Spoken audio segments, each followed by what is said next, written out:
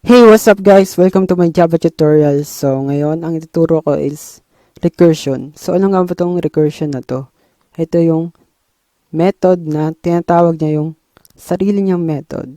So, isa siyang algorithm sa pagkakaintindi ko. So, una, punta muna tayo dito sa ating Java class. And, gagawa ko dito ng variable. For example, num. Isa-set ko siya sa 3. And gagawa rin dito ng factorial. At ang gagawin natin ngayon guys is kukunin natin yung factorial ng isang number. So yung factorial guys, ito yun. So for example, 5 factorial. So yung tawag dyan, 5 factorial. So ang ginagawa niyan is 5 times 4 times 3 times 2 times 1 hanggang sa maging 1. So, kung 3 yan, 3 factorial, 3 times 2 times 1 lang. So, yung sagot dito is 6. And dito naman is 120. So, ganun guys yung ginagawa ng factorial.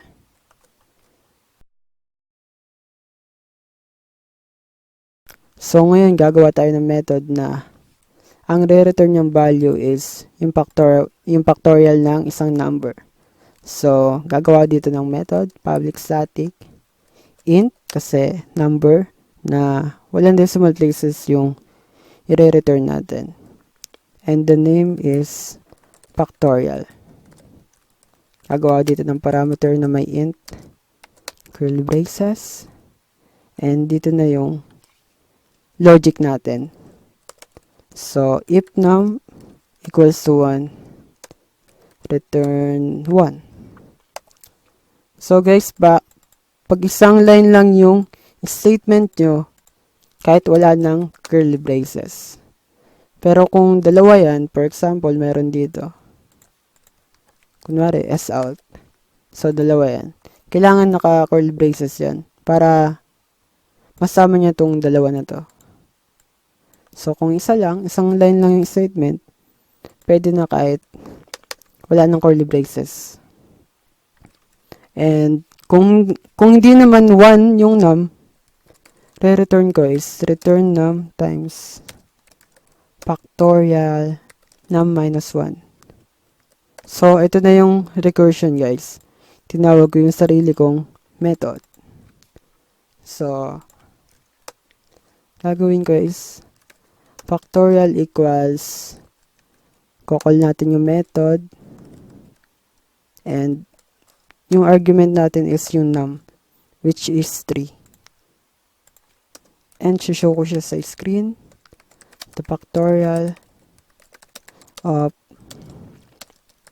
num is,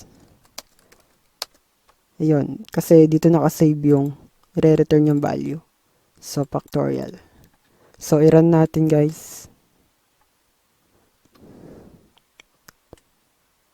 So, yun. 6 yung lumitaw na sagot. Kasi, 3 times 2 times 1. Ang sagot ay 6. So, paano nga ba nangyari yun? So, explain ko siya guys dito sa aking ginawaang slides. So, ito yung una nating method na execution. So, ito yun. May parameter dito na num. Ang pinasa natin is 3. So, 3 yung nakalagay dito. If num equals to 1, return 1. So, hindi siya 1. Return 3. Ito, num to eh. So, num yan, which is 3. Kaya pinalitan ko ng 3. Times factorial 3 minus 1. So, dito pa lang tinawag niya yung sarili niyang method. So, pagkatawag nito, magpo-post yung execution ng method na to. So, pupunta muna siya sa method ulit. Sarili niya method. So, yung bagong argument is 2. Kasi 3 minus 1. So, if num equals 1, false. Return 2 times factorial 2 times 1. 2 minus 1. So, post ulit. Kasi, tinawag yung method. So, dito naman siya, panibagong argument, which is 1. If num equals to 1, return 1. So, magre-return siya ng 1 na value.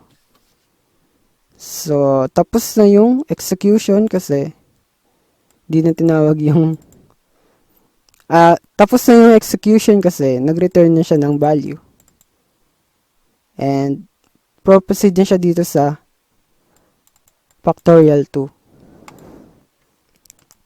So, ang sagot yan is 2 kasi return 2 times yung return niyang value which is 1. So, return 2 times 1 which is 2.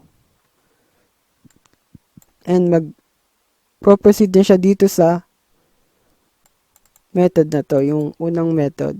So, ang ni-return niyang value is 2. So, return 3 times 2 which is 2 yung return. So, ang sagot is 6. So, ganun lang siya guys. Ganun lang kasimple. System.out. So, 6 yung nilabas niyang value. So, alam ko guys na medyo nakakalito yan. Ako rin nung una, nalito talaga ako dyan sa recursion na yan. So, kung hindi nyo man nagets, i-rewind nyo lang yung video or panoorin nyo ulit para magets nyo. So, baguhin natin yung num. Gawin natin 5. So, dapat sagot yan is 120. So, yun, 120. Ibig sabihin, tama yung method natin. So, yun lang guys. Sana may natutunan kayong bago. Sana nakatulong tong video na to sa recursion issues nyo. Ako rin talaga nagka-issue dyan kasi di ko magets nung una talaga. So, kaya inulit-ulit ko yung pagbabasa para maintindihan ko. So, yun lang. Kung nagustuhan mo tong video na to, i-like mo na and subscribe ka na sa channel ko. Hit the notification bell para updated ka sa mga bago kong videos. So, yun lang. See you on the next one. Peace out.